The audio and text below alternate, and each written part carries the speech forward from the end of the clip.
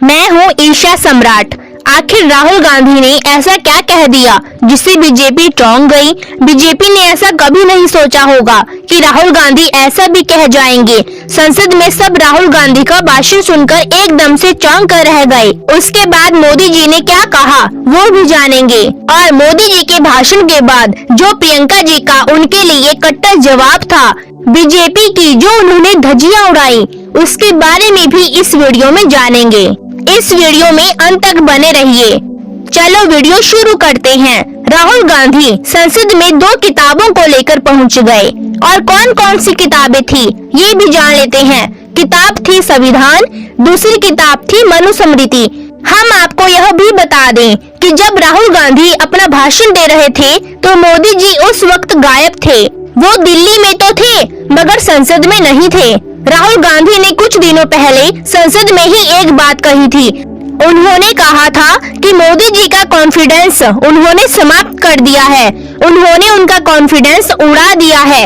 मोदी जी भाषण में आ ही नहीं पा रहे हैं और मैं आपको बता देता हूँ आज से वो मेरे भाषण में कभी नहीं आने वाले।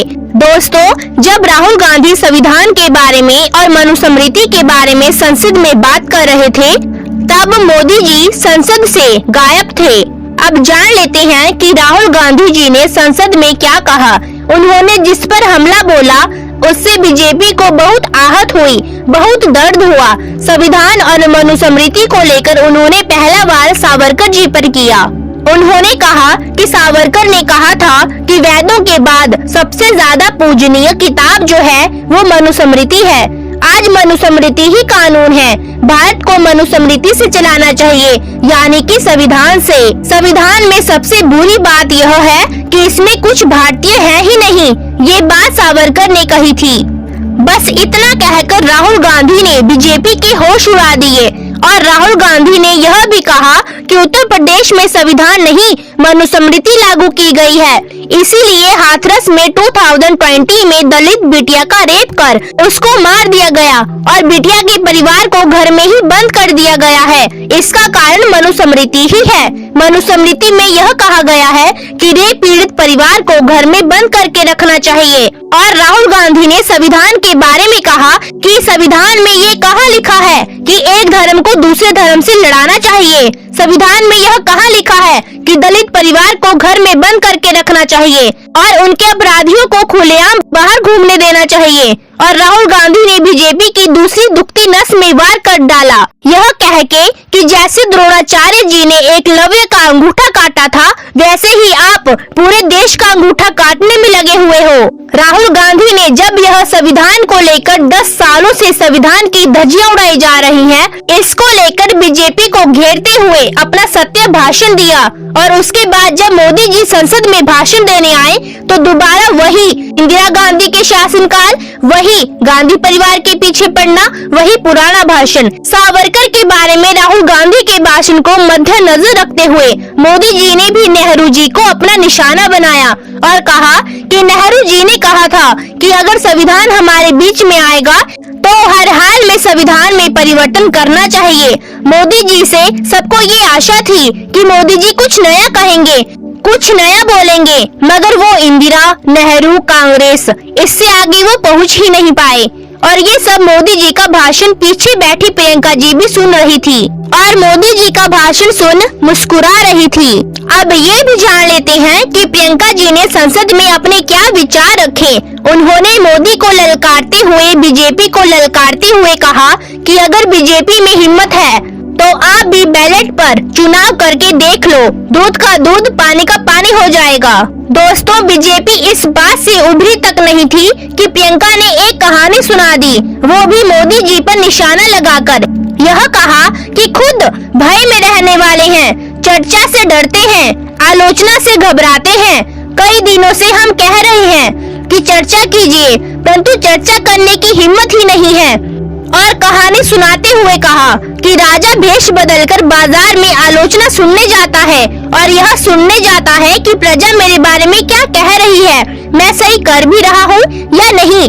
परंतु आज का राजा भेष तो बदलते हैं, उनको भेष बदलने का तो शौक है, परंतु उनकी हिम्मत ना ही जनता के बीच जाने की है और ना ही आलोचना सुनने की। और कहा कि भारत का संविधान संघ का विधान नहीं है कि एक व्यक्ति को लेकर सब कुछ बदला जा रहा है। नेहरू करने वाले नरेंद्र मोदी और शाह को कट्टर जवाब दे रही थी प्रियंका गांधी। उन्होंने कहा, अध्यक्ष महोदय जी, अडानी जी को सारे कोल्ड स्टोरेज प्रदेश की सरकार ने नहीं दिए। अडानी जी को सारे कोल्ड स्टोरेज आपकी सरकार ने दिए। और यह बात शाह बैठकर बड़े ध्यान से सुन रहे थे और प्रियंका जी ने उनको यह भी सुनाया कि सत्ता पक्ष के लोग ज्यादा अतीत की बात करते हैं। 1900, 1921, 1900, 1901 में क्या हुआ, नेहरू जी ने क्या कहा, नेहरू जी ने क्या किया। अरे वर्तमान की बात करिए, देश को बताइए आपकी जिम्मेदारी क्या है कि सारी जिम्मेदारी जवाहरलाल नेहरू जी की ही है। और कहा कि सत्ता पक्ष के लोगों में अंग्रेजों के शासनकाल वाला डर का माहौल है।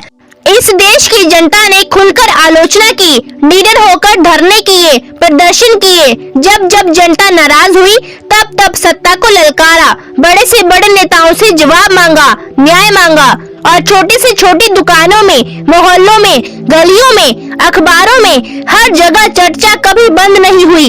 परंतु आज ऐसा नहीं है। आज जनता को डराया जाता है, धमकाया जाता है। आज के समय में सब लोगों का मुंह बंद कराया जाता है। और बीजेपी को निशाना लगाते हुए कहा कि आज ये लोग संविधान इसलिए कर रहे हैं क्योंकि इनको यह बात पता चल गई है कि देश की जनता ही संविधान को सुरक्षित रखेगी। और हम आपको यह भी बता दें कि प्रियंका ने संविधान के बारे में क्या कहा। उन्होंने कहा कि यह देश भय से नहीं, साहस और संघर्ष से बना है। इसको बनाने वाले देश के किसान, जवान, मेहनती मिडिल क्लास है, करोड़ों मजदूर और गरीब जनता है। और इनको संविधान ही साहस देता है, हिम्मत देता है। इस देश के जितने भी करोड़ों देशवासी हैं जो भयंकर परिस्थितियों का सामना करते हैं, उनको साहस संविधान देता है। हर एक छोटे बच्चे से बड़े आदमी को साहस संविधान देता है। भारतीयों का साहस ही संविधान है। दोस्तों, इस वीडियो में मैंने आपको जो भी बताया है, ये सब जानकारी हमने इंटरनेट से ली है। और राहुल गांधी, मोदी जी और प्रियंका गांधी जी के विचारों के प्रति आपके क्या विचार हैं? मुझे कमेंट सेक्शन में जरूर बताएं। आपका एक कमेंट हमें हिम्मत देता है, हमें साहस देता है। और आपको वीडियो पसंद आई हो तो वीडियो को लाइक शेयर अवश्य करें और हमारे इस अपने चैनल को सब्सक्राइब अवश्य करें ताकि ऐसे और महत्वपूर्ण मुद्दों पर हम लोग मिलकर बात कर सकें। मैं थी आपके साथ ईशा सम्राट। धन्यवाद।